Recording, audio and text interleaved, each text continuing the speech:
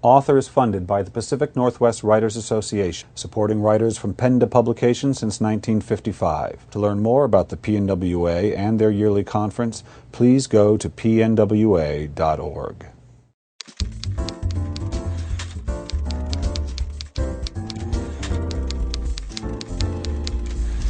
Hello, this is Brian Mercer for Author. Today I'm sitting with John Green, author of The Fault in Our Stars. John, welcome to Author. Oh, thanks for having me. So I read your book, and wow, a book about young people with cancer, and I was dying to know. I mean, it's a tough subject to handle, and I wondered what inspired you to write it.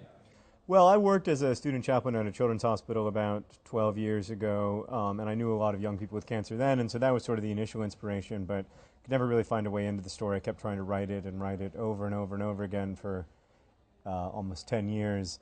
And then finally, through my friendship with a young woman who had cancer, I was drawn out of the story enough to finally write it. So there's humor in it, but it was sometimes difficult to laugh at it. How would you find a balance to, not being irreverent to the subject, but at the same time wanting to make it a little bit lighter? Yeah, you got to be respectful, but at the same time, you want to be funny. The truth is that while people are alive, they're alive, and they're funny. When part of being alive is being funny, and having a sense of humor, and sometimes that can be very, very dark humor, Sure. particularly in hospitals and among caregivers and the sick. So I wanted to reflect all of that. But I wanted to try to do it in a respectful way. And your friend who had the cancer, is she the protagonist, or? No. She's very different as a person, or she was. She's since died, but she was very different from Hazel, and I think it would be important to her that I say that. Right. She wouldn't want people to think that she watches America's Next Top Model or anything. So she was very different, but I do think that if it hadn't been for knowing Esther, I never could have had a way into the story. How do you choose your projects? Well, my editor would say poorly, because I spend a lot of time choosing, and I often go down roads that are the wrong road for many months or years.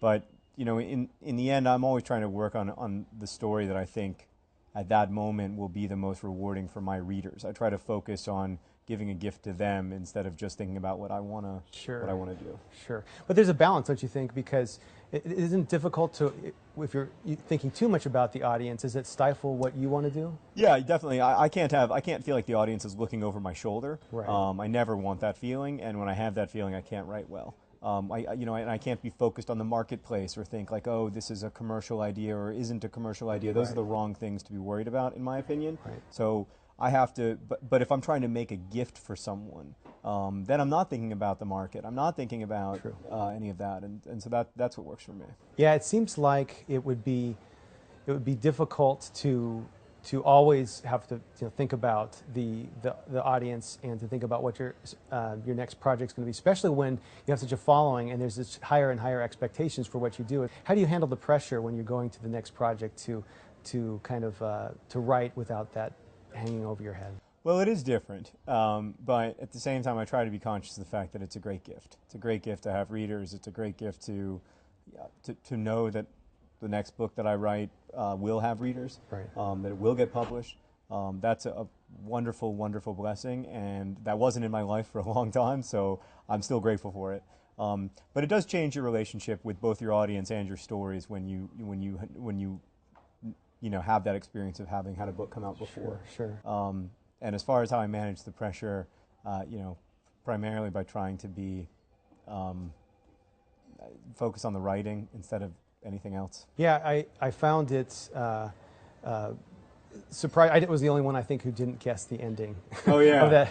Yeah, I didn't really want it to be a secret, but I also didn't want it to be not a secret. I mean, generally with my books, there's no real, proper plot twists. So that's not really the way I write, but I wanted the story to have a turn, because I wanted to kind of show the capriciousness of disease, the fact that the universe can be pretty cold to us and to our expectations. When did you know you wanted to be a writer?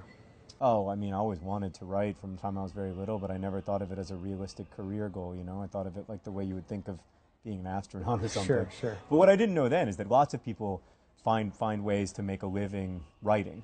Sometimes it's through writing books, sometimes it's not, but there are lots of different ways to, to use language and writing to get by. Sure. And you wrote reviews, book reviews, early on in your career. How did that inform when you took time to write your own stuff? How did that?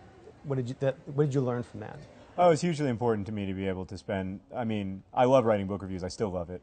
It's really interesting exercise in both critical reading and then trying to write with clarity and thoughtfulness about a reading experience. Sure.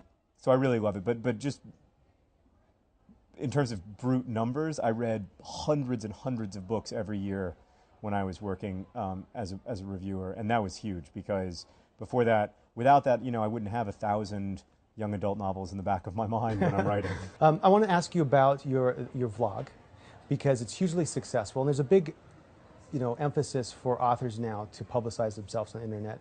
What do you think? Could you speak to that a little bit? And what do you think is the reason for the success of the vlog? I don't know what the videos are successful primarily because we got in early. To be honest with you, we started making videos at the beginning of 2007 when it was a less crowded medium than it is now, and we were able to connect directly with our audience, and it just built organically. As far as it go, publicizing yourself goes, I mean, there is a lot of pressure for that for authors. I think the truth is you have to do what you find interesting. I use Twitter because I find it interesting, and I don't use Facebook that much because I don't find it as interesting. There are authors who are using Facebook very effectively or touring very effectively or whatever it is, but you have to find the way that you want to reach out to your readers that feels right to you, that feels organic to you, and that's the key, I think. What did you learn from writing The Fault in Our Stars that you're going to take to your next project?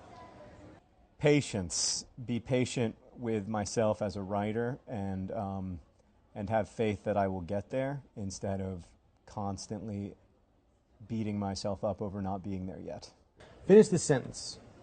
If I've learned anything from writing, I've learned to try to be kind to myself and to other people. I really think that writing ultimately is an act of empathy, so that's what I've learned.